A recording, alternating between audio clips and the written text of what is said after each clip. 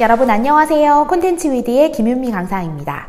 오늘은 사무실에서 퇴근 전에 영상을 촬영하는데요. 저희 구독자님께서 질문 올려주신 내용을 제가 좀 정리를 해드리려고 합니다.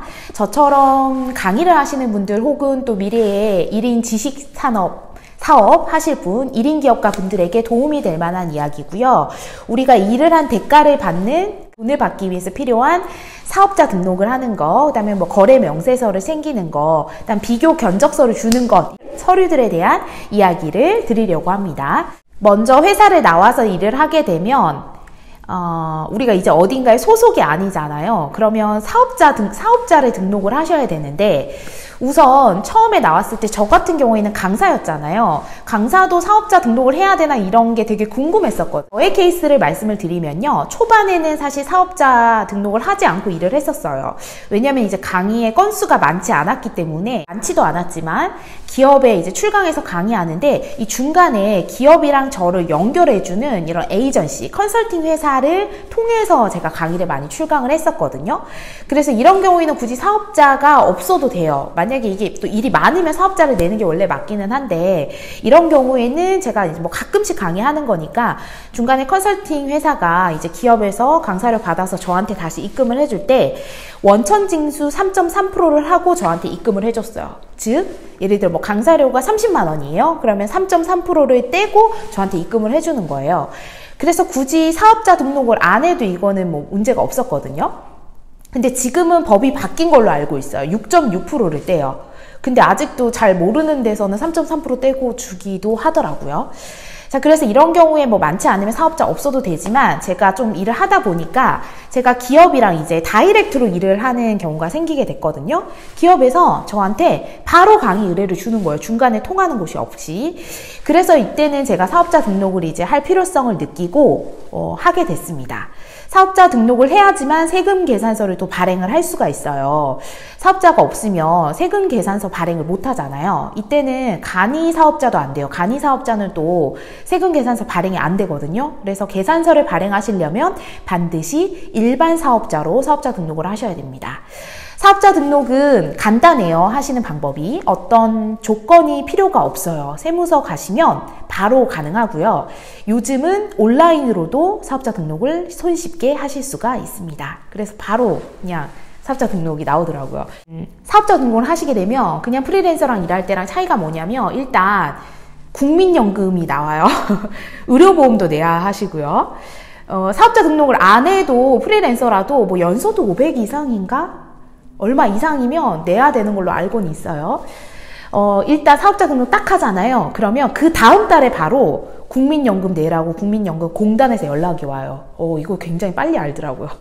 아마 국민연금 처음에 내라고 하면은 그 사업 초기라서 소득이 많지 않다라고 얘기하면 최저 금액이 약 9만 원 정도였던 것 같거든요. 그 정도만 내시면 되고, 그 다음에 이제 1년 동안 내가 사업 후에 데이터가 쌓이잖아요. 그러면 그 소득에 맞는 국민연금이 책정이 돼서 그 다음 해부터 부과가 되게 됩니다. 그리고 의료보험 같은 경우에는 다행히 바로 연락이 안 와요. 의료보험 공단에서. 예를 들면 제가 지금 4월 달이잖아요. 2019년 4월에 사업자 등록을 하면 의료보험은 거의 내년부터 나와요. 올해는 안 나와요. 이게 좀 데이터 축적되는데 시간이 걸리더라고요.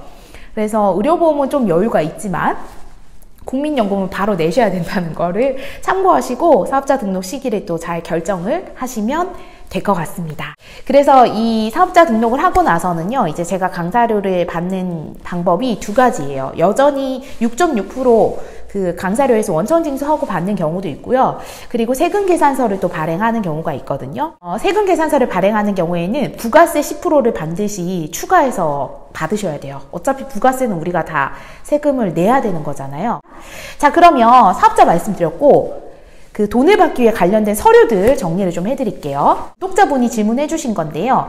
저 같은 경우에는 강사료가 사실 이렇게 딱 정해진 건 아니잖아요. 출강하는 곳마다 조금씩 달라요.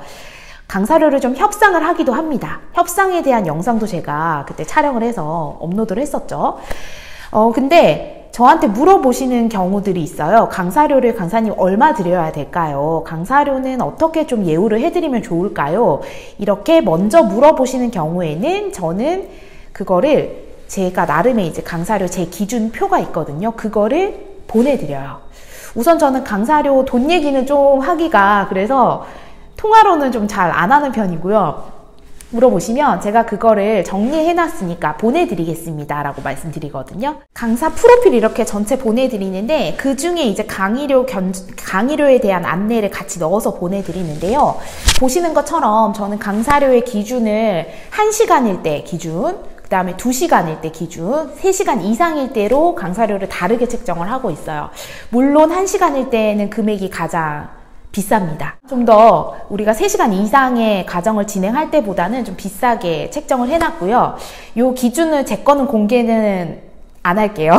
나름의 기준을 세우시기 바라겠습니다. 그래서 가능하면 1시간 하는 것보다 그냥 2시간 하는 게 낫겠네. 2시간 하는 것보다는 3시간 이상 하는 게 낫겠다라는 생각이 들 수 있도록 이 기준표를 좀 만들어 놓으시면 도움이 될 것 같습니다. 그래서 이렇게 먼저 보여드리고요. 그 다음에 이제 말로 좀 협상을 하시면 협상하시는데 훨씬 좀 수월하실 거예요. 왜냐면 저의 기준을 먼저 제시하게 되면 그게 상대방한테 앵커링이 되잖아요. 이 가격을 기준으로 해서 협상을 하게 되는 거거든요. 또 그냥 아무렇게나 받는 게 아니라 나만의 기준이 있다라는 거를 상대방한테 명확한 메시지를 드릴 수가 있어요. 그래서 그런 부분이 도움이 되실 것 같습니다.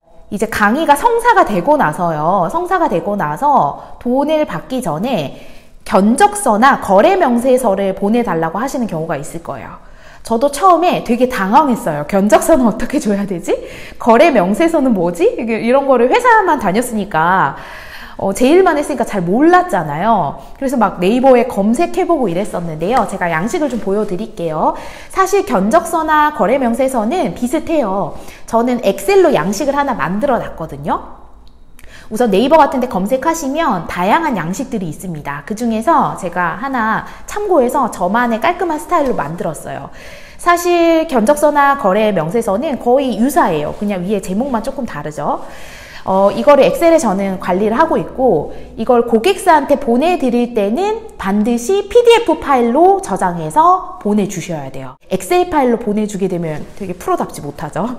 그래서 PDF로 반드시 보내주시고요. 예시는 또 이렇게 제가 보여드리는 것처럼 이런 형태로 만들어서 이 가격, 그러니까 견적서나 거래 명세서는요. 가격 협상이 다 끝난 다음에 이걸 다시 한번 서류로 공표하는 거죠. 그래서 다 끝난 다음에 이거는 보내주시는 게 맞습니다. 그래서 저도 강의료 협상은 보통 구두로 이제 하고요. 그 다음에 이제 확정됐을 때 이거를 보내주세요 하는 데만 보내드리면 돼요. 뭐 굳이 보내주세요 하지 않는 경우에는 보내실 필요는 없습니다. 그래서 이걸 참고하셔가지고 보내시면 될 것 같아요. 그 다음에 저도 뭐 이런 케이스가 많은 건 아닌데요. 비교 견적을 보내주세요 한 적이 있었어요. 이건 뭐냐면 제가 뭐 일회성 강의가 아니라 좀 프로젝트를 진행할 때가 있었거든요. 근데 사실 뭐 공공기관이나 학교나 또 요즘엔 일반 사기업도요. 예를 들면 콘텐츠 위드 저희 회사랑 일을 하려면 그 실무 담당자가 이제 결제를 받아야 되잖아요. 콘텐츠 위드랑 이번 일을 하겠습니다라는 받아야 되는데 이거를 업체에 견적을 올릴 때 저희 회사 것만 올리면 안 되고 저희 회사 외에 다른 회사의 비교 견적을 같이 올리도록 되어 있는 경우가 많이 있어요. 그러니까 한 회사만 보지 말고 여러 회사를 검토 후에 업체를 결정하게 하라는 취지로 그렇게 이제 규정이 되어 있는 데가 많거든요. 근데 저희 회사랑 하기로 실무 담당자는 마음을 먹었어요. 그렇지만 서류상 필요하죠. 다른 회사의 견적도 있어야 되는 거예요. 근데 그 견적 자체를 이제 저한테 만들어주세요 하는 경우가 있거든요. 사실 굉장히 형식적인 거잖아요. 그래서 저는 그런 경우에는 비교 견적서를요, 제가 만들면 돼요. 제가 다 만들고, 저의 뭐 주변 지인 회사 있잖아요. 지인들한테 도장만 좀 찍어주세요 해서 비교 견적을 같이 보내주시면 돼요. 강사료를 맨 처음에 제시하는 기준표 보여드렸고 그 다음에 거래 명세서랑 견적서 어떻게 써야 되나 예시를 좀 보여드렸어요. 자기만의 것을 좀 만드시면 될 것 같고요. 오늘 이야기가 또 도움이 되셨다면 구독과 좋아요 또 많이 눌러주시고 또 사업가분들, 프리랜서 강사분들에게 도움이 될 만한 이야기도 또 많은 컨텐츠로 만들어서 업로드 할게요. 오늘 영상도 봐주셔서 감사합니다. 고맙습니다.